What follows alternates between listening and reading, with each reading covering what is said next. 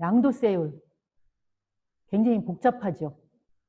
여기 보시면 토지, 건물, 부동산에 관한 권리 이렇게 돼 있어요. 1년 미만인 경우, 보유기간이 1년 미만인 경우는 50%, 양도 차익이 1억이다. 그럼 5천만 원 내셔야 돼요. 2년 미만인 경우는 4천만 원, 40% 내셔야 되고, 2년 이상 기본 세율 이렇게 돼 있죠. 아까 6%에서 42%라고 그 개인 소득세 얘기할 때 제가 잠깐 말씀드렸죠. 6%에서 42%에 관련된 세율이 기본 세율이에요. 이 세율이 해당이 되는 거예요. 2년 이상 정상적으로 1주택을 가지고 뭐 2년 이상 보유하고 팔았다 그러면 안 내는데, 다른 토지나 건물이나 이런 것들을 팔아서 상가 건물을 팔았는데 2년 이상 했을 경우 기본 세율 내야 돼요. 여기 조합원 입주권인 경우도 여기 나와 있는 대로 이제 세금 세율이 나와 있어요. 1세대 2주택 이상 보유했을 경우 뭐 비사업용 토지, 미등기 양도자산 이런 건 70%예요. 그러니까 이런 것들 한번 그냥 이런 세금이 있다 그 정도만 아시고, 이거는 나중에 이제 큰 일이 생기면 아마 여러분들이 세무사하고 상담을 하시는 게 좋을 것 같아요. 이런 부분은. 비교는 제가 지금 여기 강의하면서 계속 해드릴 거예요. 주식인 경우 농업회사법인, 영농조합법인 이런 것들 다 법인이잖아요. 근데 주식, 농업회사법인 주식회사를 설립했어요. 그럼 그 주식회사에 주식을 양도했을 때는 어떨까? 아까 잠깐 말씀드린 건 부동산 관련된 부분이에요. 근데 여기는 주식 관련된 부분이에요. 3억 이하 20%. 대주주인 경우에요. 중소기업인 경우, 대기업에서 중소기업인 경우도 마찬가지 20%. 소액주주는 다 비과세예요. 소액주주는. 그리고 장외거래, 뭐 이거는 거의 우리 중소기업에서 농업회사법인이 만들어져서 거래를 한다. 그러면 중소기업, 소액주주, 장외거래 여기에 해당이 될 거예요. 그러니까 10% 세금 낸다 이렇게 보시면 여러분들이 가장 그 이해하기가 빠를 거예요. 그러니까 우리가 회사를 설립해서 주식을 양도하는데 1억 양도 차익이 났어. 그럼 장외거래해서 여기 10% 요거 생각하시면 돼요. 1,000만 원 낸다 이렇게 생각하시면 돼요. 그런데 일반적으로 양도세율은 6%에서 42%라고 했기 때문에 엄청난 세금을 내셔야 되겠죠. 그래서 제가 자꾸 강의를 하면서 지방에 돌면서 강의할 때도 그 농업회사법인 주식회사를 설립하는 게 도움이 된다라고 하는 이유가 여기에 있어요. 양도세 세율 비교. 양도 차익 10억 나도 마찬가지 10%예요. 1억만 내면 되는데 지금 우리 양도 차익 10억 이상 45%로 올린다고 지금 발표 나 있죠? 그러니까 그런 거 잘 생각하시고 어떻게 갈 것인가 여러분들이 계속 생각을 하셔야, 제 강의를 들으면서는 생각을 계속 하셔야 돼요. 임업인 양도세 감면받을 수 있는지,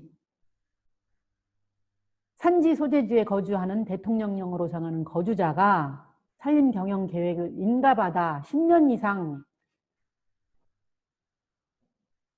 사용하다가 양도했을 경우 감면 규정이 있다. 10년 이상 20년 미만 일반 양도인 경우에 주식회사가 아니라 개인이 산을 가지고 사용하다가 개인 임업인이 양도세 10% 감면해줘요.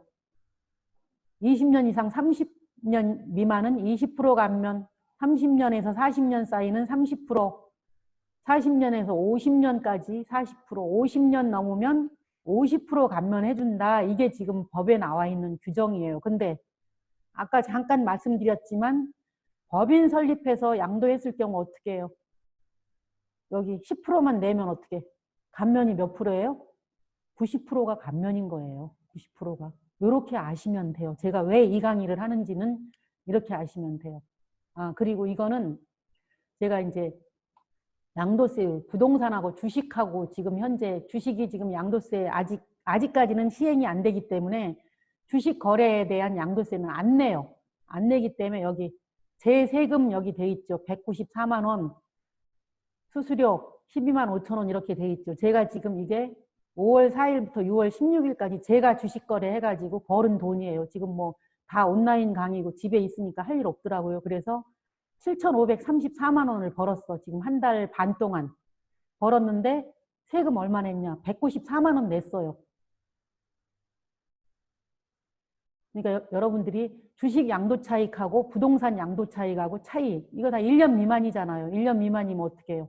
50% 내야 되잖아요. 일반적으로 부동산인 경우. 그러니까 그런 부분도 참고하시라고 이제 주식에 대해서 양도 차익 비교하는 거에 대해서 그 설명드리고자 이걸 넣은 거예요.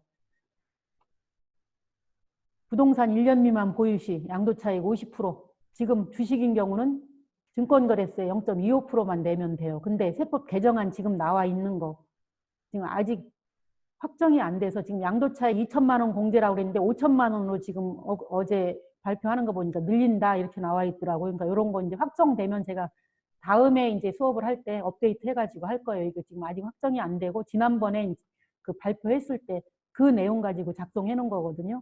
그러니까 아무래도 주식회사를 설립해서 했을 경우가 여러분한테는 도움이 된다 이렇게 아시면 되겠습니다. 장기보유 특별공제율도 자꾸 줄어요. 자꾸 줄고 여러분들은 세금을 내야 돼. 나라가 어떻게 유지되려면 세금을 내야 되는데 우리 국민들한테는 뭐 좋은 일인지 나쁜 일인지 그거는 각자 알아서 평가하세요. 그러니까 오랫동안 가지고 있어도 세금은 내야 된다. 그렇게 아시면 되겠어요. 그리고 팔기 전에 양도하기 전에 꼭 이거 체크하셔야 돼요. 내가 지금 1세대 1주택에 해당이 되는지 주택인지 확인도 하셔야 돼. 건축물 대장을 떼어서 이거 주거용 주택으로 돼 있는지 보셔야 돼요. 왜냐하면 그거 주거용으로 안 돼 있으면 세금 내셔야 돼요. 그런 것도 잘 보셔서 처리하시고 등기부등본에 2년 이상 보유했는지 취득이라고 양도일 텀이 2년이 되는지 확인하셔야 돼. 그래서 안 된다 그러면 어떻게 잔금 받는 날을 늦추면 되잖아요. 그래가지고 처리하시고 거주 요건 주민등록이 전입이 돼 있는지 확인하셔야 돼. 2년 이상 거주해야 돼요, 지금. 그러니까 그 거주 요건이 되는지, 그러니까 뭐 여기 예외해서 취약, 근무 형편, 치료, 요양 등 부득이한 사유 이렇게 했는데 이런 거 증명하기 되게 힘들어. 그러니까 될 수 있으면 이런 걸 맞춰서 하시는 게 좋아요. 그리고 세대, 아까 설명드렸듯이 1세대 1주택인지 요거 1주택이 되게끔 만들어 놓고 파시는 게 좋다. 양도 당시, 양도하는 날 기준이에요. 잔금 받는 날 기준. 또 부수 토지. 집은 100평인데 땅이 뭐 한 1000평 정도 돼. 이걸 같이 그냥 주택 부수 토지로 팔아서 그냥 세금 안 내려고 해. 그거 안 돼요. 건물이 100평이면 땅 400평까지 돼. 4배까지밖에 안 돼요. 부수 토지는 4배. 근데 도시지역 저기 뭐 시골 우리 아까 충남 보령이라고 그랬지 제 고향이 그런 데는 10배까지 돼요. 건물 그 100평짜리 집 짓고 1000평 이렇게 해서 부수토지로 팔아도 세금 안 내. 이런 부분도 있고 또 고가주택 9억 원 넘어가는 고가주택이에요. 그러니까 9억 원 넘어가는 부분에 대해서는 양도세를 내야 된다, 안 내야 된다. 내야 된다예요. 여기 양도세 계산 사례 32%나 절감됐대. 이거 진짠가? 궁금하시죠? 맞는 얘기예요. 제가 이거 계산해 놓은 거거든요. 양도세 그 과세 대상 금액이 1억 5천이에요. 근데 일반적으로 단독 명의로 했을 때는 1억 5천이면 35% 세율이 해당돼요. 거기서 누진공제 1,490만 원 빼면 양도소득세가 376만 원, 지방소득세는 양도소득세의 10%, 무조건 10%가 지방소득세예요. 공동 명의로 했을 경우는 7,500만 원으로 과표가 줄어. 세율이 그래서 24%를 확 주는 거예요. 35%가 아니고. 누진공제 빼고 하면은 1인당 양도소득세가 1,278만 원. 그래서 둘 합하면 2,556만 원이 양도소득세고 지방소득세가 255만 6천 원이에요.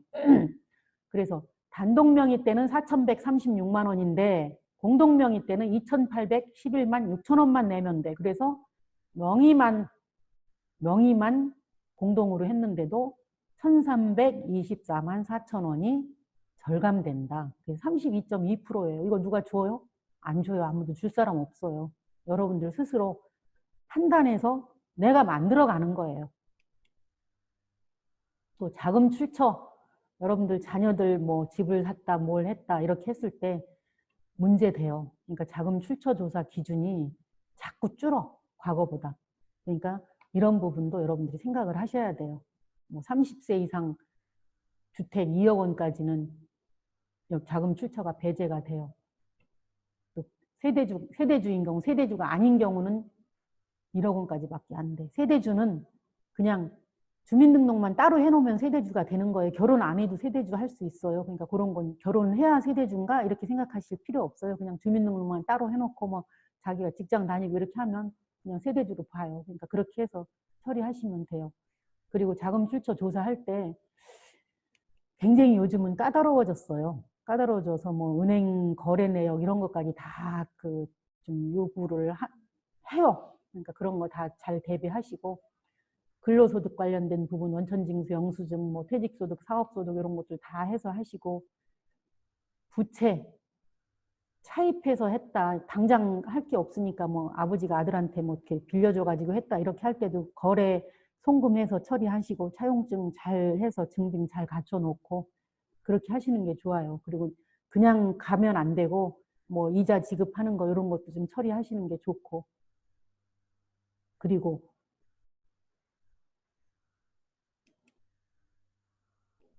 여기서 잠깐 얘기를 하고 가는 게 그러니까 이런 부분에서 좀 문제가 되지 않게 지금 하시려면 될 수 있으면 이제 저는 그렇게 생각이 들더라고요. 자녀들 버는 돈은 뭐 이렇게 적금 들게 시키고 부모님들이 뭐 생활비성 지원 이거는 증여로 보지 않아요.